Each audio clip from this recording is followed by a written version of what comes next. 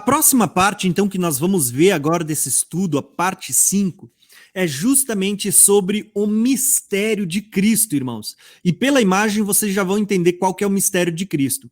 Palavras-chave desse estudo é que de ambos os povos, ambos, está falando de dois, que dos dois ele vai fazer um novo homem, um mesmo corpo. Tá? Essas são palavras-chave que a gente vai ver a partir de agora nesse estudo. Então, o que eu vou pedir? Pedrão, eu vou botar o texto aí na tela, você lê para nós? Pode ser? Manda. Pode. Então tá bom. O texto que a gente vai ler é um texto que está em Efésios capítulo 2. Então, nós vamos fazer o 2 e o 3 só para deixar mais fácil da gente entender, tá bom? Vai lá, Pedrão. Portanto, lembrai-vos de que vós, noutro tempo, éreis gentios na carne, e chamados incircuncisão, pelos que na carne se chamam circuncisão, feita pela mão dos homens, que naquele tempo estavais sem Cristo, separados da comunidade de Israel e estranhos às alianças da promessa, não tendo esperança e sem Deus no mundo. Mas agora, em Cristo Jesus, vós que antes estáveis longe, guarda aí, irmão, estáveis longe, já pelo sangue de Cristo chegastes perto.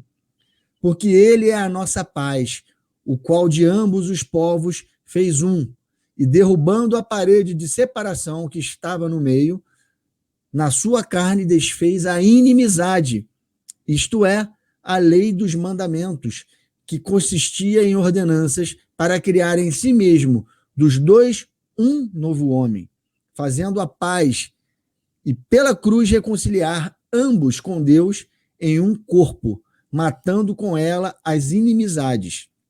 E, vindo, ele evangelizou a paz a vós que estavais longe e aos que estavam perto, porque por ele ambos temos acesso ao Pai em um mesmo Espírito. Assim que já não sois estrangeiros nem forasteiros, mas concidadãos dos santos e da família de Deus, edificados sobre o fundamento dos apóstolos e dos profetas, de que Jesus Cristo é a principal pedra de esquina, na qual todo o edifício bem ajustado cresce para templo santo no Senhor, no qual também vós juntamente sois edificados para a morada de Deus em espírito. Irmãos, esse texto aí, ele é tremendo demais. Esse texto aí, ele nos leva... Você lembra que eu pedi para vocês atentarem para os que vós que estáveis longe e aos que estavam perto? Jesus, lá em Lucas, no capítulo 15, no verso 20, na parábola do filho pródigo, do filho perdido, esse texto aí, ele foi o que quando eu descobri essa revelação, eu meditei, foi através desse texto que me levou nessa parábola, e eu vi que ali os filhos pródigos se tratava das duas casas de Israel. O filho que fica é Judá, e o filho que vai se prostituir, gastar toda a riqueza do pai, é Efraim, as 10 tribos, o reino do norte. O reino do norte se desviou, foi se juntar com as nações, e aí ele está chamando de gentios. E eles estavam longe. O filho pródigo que saiu estava longe. O filho que ficou, Judá, estava perto. Mas o filho que estava perto e o filho que estava longe, ambos precisavam se reconciliar e se tornar e acabar com a inimizade. Precisavam voltar arrependidos para o pai. E você vê na parábola, na riqueza de detalhes dessa parábola do filho pródigo, que quando o filho volta arrependido, ele recebe uma nova aliança no dedo do pai e ele é colocado dentro de uma festa onde tem muita comida, é a bodas, irmãos. Então, olha que coisa maravilhosa, esse texto traduz isso tudo para a gente.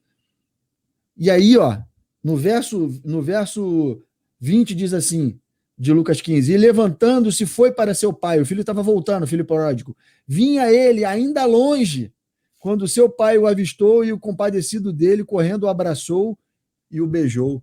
E aquele que não era povo, não era filho, foi chamado de filho de novo. É lindo isso, irmãos. Essa parábola tem tudo a ver com esse texto que a gente acabou de ler. Faz as suas colocações aí, Tiagão. Perfeito. Olha só, eu vou trazer de volta o texto na tela só para os irmãos acompanharem aqui algumas preciosidades desse texto, tá? Lembrando que nós lemos o capítulo 2, eu quero ler um pouquinho do capítulo 3 também, porque o capítulo 2 e 3 é uma continuação, né? A carta não tinha capítulos, então é o mesmo assunto. Mas olha só o capítulo 2, o que ele tem de precioso aqui, ó. Paulo, ele está escrevendo e dizendo assim, ó, em outro tempo vocês eram gentios na carne. Perceberam? Em outro tempo, já não são mais chamados de gentios. Paulo está dizendo para aqueles que aceitaram a Cristo, vocês eram gentios, vocês eram incircuncisos, vocês eram estranhos à aliança. Mas a partir do momento que vocês creram em Cristo, vocês já não são mais. E olha só os termos que ele vai usar para falar disso. E lembrando que quando ele fala de gentios, ele tem em mente toda a casa de Israel que foi semeada entre os gentios. Por isso, casa de Israel e casa de Judá.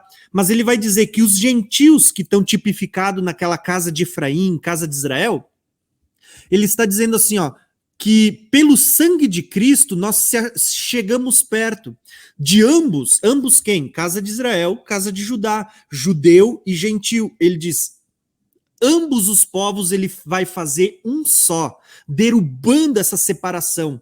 Ele vai dizer, porque dos dois ele fez um novo homem. Ele estava reconciliando ambos em um só corpo. Tá? E esse corpo, ele está ligado àquela profecia lá de Oséias, que ele diz assim, ó, que terão um só cabeça. Tá? O corpo é a igreja, formada tanto por judeus como por gentios, tanto pela tribo de Judá como pela tribo de Israel, que foi semeada entre as nações e agora está sendo colhida pelos gentios.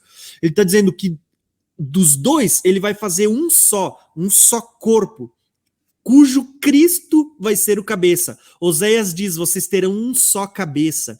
Tá? Era Cristo. Está tudo conectado. E é por isso que ele vai dizer, vai usar termos como o que o Pedro citou. Antes vocês estavam longe, agora estão perto. Está falando do filho que se afastou. De ambos, ambos temos acesso ao Pai pelo Espírito. E já não sois mais estrangeiros, tá? Não são mais estrangeiros, agora são povo de Deus. Tá? E isso vai nos levar ao quê? Para o capítulo seguinte, que é a continuação desse texto. Tá? Eu vou passar para o capítulo seguinte, você lê para nós de novo, Pedro? Boa. Olha, cara, é muito legal como Deus ele vai mudando a figura de linguagem.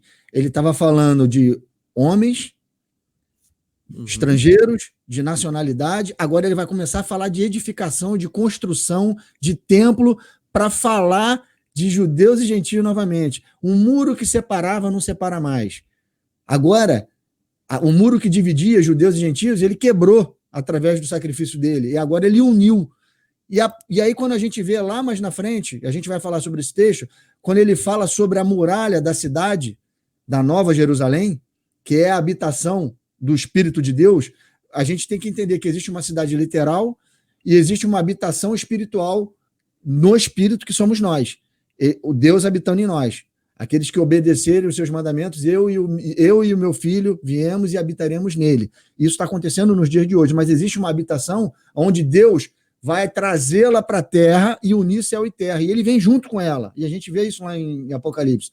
Só que agora essa cidade ela tem muro, e um muro dessa cidade, nesse muro está unido, judeu e gentio. Você olha o que tem as alegorias desse muro, conta a história de judeus e gentios unidos. Então, um muro que separava, agora não. Tem um muro que conta a história das duas tribos, das duas casas.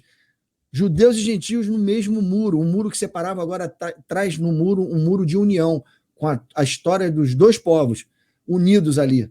Isso que é maravilhoso. E aí Deus agora ele vai falando que nós, que somos a tipologia da Nova Jerusalém, quando ele olha para a noiva do Cordeiro, ele fala, eis a noiva do Cordeiro que desce adornada para o seu noivo, está falando da Nova Jerusalém, a cidade que traz uma tipologia do povo de Deus. Porque hoje a habitação de Deus somos nós, mas vai haver um momento em que a Nova Jerusalém vai descer e a habitação de Deus vai vir para a terra. E aí vai se cumprir isso que está falando. Essa cidade que somos nós, edificada para morada para templo de habitação de Deus, em espírito, em partes agora, mas vai vir carregada de coisas maravilhosas na sua muralha, contando a história de toda a história de todo o povo de Deus, tudo que Deus construiu e planejou para o seu povo. Vamos lá, as pedras mostram as 12 tribos, o irmão colocou aí. É isso aí, a gente vai falar sobre isso mais na frente, irmão. Perfeito. Mas agora vamos ler esse texto aí. Vamos lá, Tiagão, bota aí, que Paulo vai começar a falar disso. Isso. Portanto, aí. Só vou passar. Lembrai-vos de que vós, no outro tempo, eres... É esse, não? Próximo. Esse a gente leu. Esse aqui. Por esta causa, eu, Paulo, sou o prisioneiro de Jesus Cristo, por vós, os gentios, se é que tendes ouvido a dispensação da graça de Deus, que para convosco me foi dada.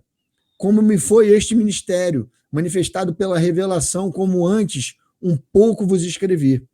Por isso, quando ledes, podeis perceber a minha compreensão do mistério de Cristo, o qual noutros séculos não foi manifestado aos filhos dos homens, como agora tem sido revelado pelo Espírito aos seus santos apóstolos e profetas, a saber que os gentios são co-herdeiros de um mesmo corpo e participantes da promessa em Cristo, pelo Evangelho, do qual fui feito ministro, pelo dom da graça de Deus, que me foi dado segundo a operação do seu poder.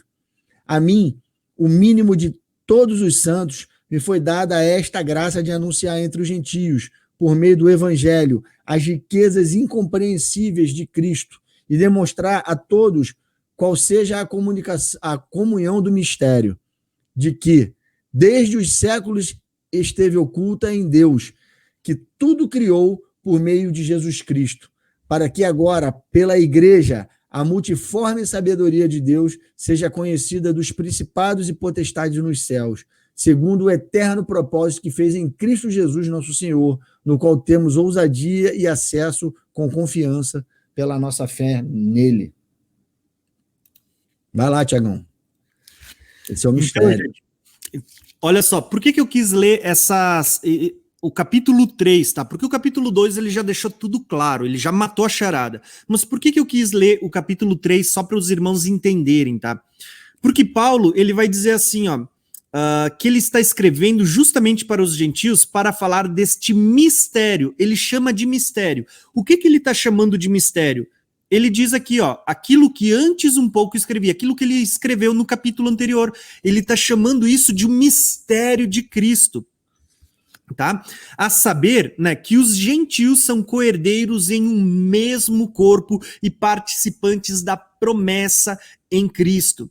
Tá? Então daqui para frente ele vai falar que esse corpo é a igreja, formada tanto por gentios e judeus. Esse era o mistério de Cristo. Tá, irmãos?